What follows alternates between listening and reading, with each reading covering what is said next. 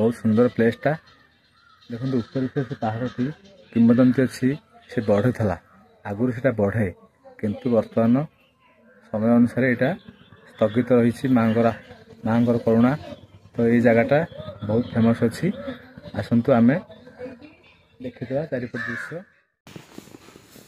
खोर्धा जिलार बारवाटी दुर्गरे माँ विराजमान करछन्ति एक पहाड़ उपरे बहुत शांत शिष्ट परिवेश संपूर्ण रूप से माँ पहाड़ पर पूजा पाउछन्ति। बहुत दीर्घ दिन पहाड़ मध्य माँ रही पूजा पाउछि। एही पहाड़र किंवदंती रही पूर्व काल रे एही पहाड़ आस्ते आस्ते दिन को दिन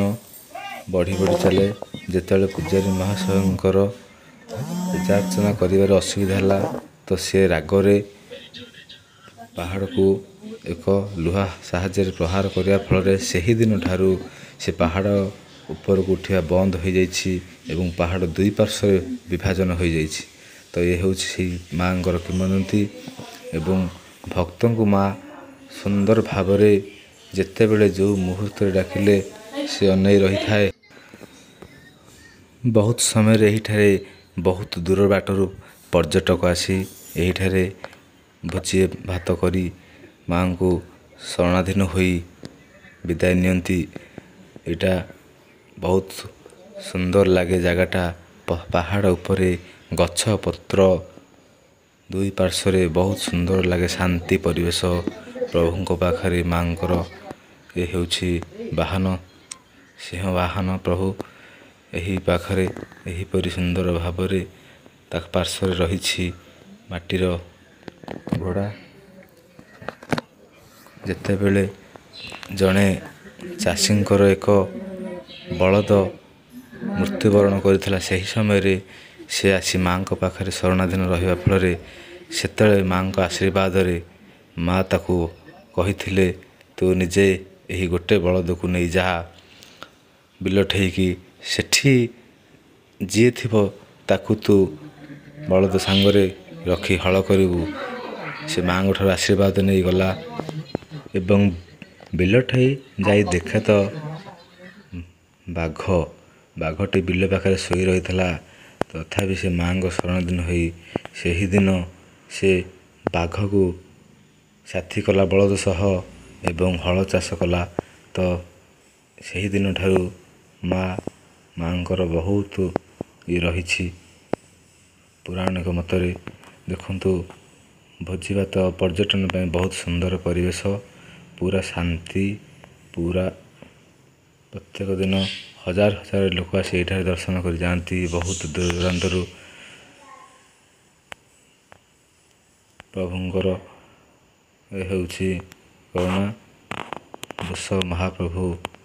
चाहि रही आंभे जेते बेले पहाड़ ऊपर को पाहाच माध्यम जिबा आपण देखि पारुथिबे दुईटी पार्श्व सुंदर भावरे बहुत गुड़िए वृषभ सिंह छोटरू बड़ जाए सज्जित हो रखाई। ये होछि जेहेतु माँकर वाहन से चतुर्पार्श्व दुईटी रास्ता जो जाइछि आमर से चतुर्पार्श्व ऊपर को देखिपर ये होछि दुईटी पार्श्व बहुत गुड़िए सिंहर मूर्ति छोट बड़ रखाई प्रभुंकर उपरे देखा ये होछि से ऊपर को जीवा रास्ता बहुत भल भावरे एटा संगठित करा होई रही पाखरे थिबा ग्राम रे प्रत्येक वर्ष मेलन करा जाए माँ पाखरे प्रत्येक वर्ष मेलन हुए एवं बाहाघर मध्य एठारे करा जाए जेउठी बाघ एवं बलदर परस्पर शत्रुता रही थाए किंतु एठी माँकर महिमा दुई जन दुईटी पार्श्व रही एक कृषक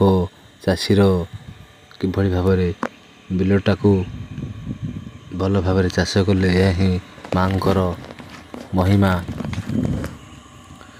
सबुज परिवेश रे माँकर यही जगार बहुत सुंदर लगे जितेबले आपण एठाकू आसबे आपण मन निश्चित उल्लसित लगे बहुत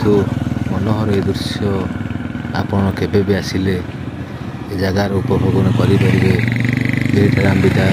ନେଉଛୁ। ଜୟ ଜଗନ୍ନାଥ। ଜୟ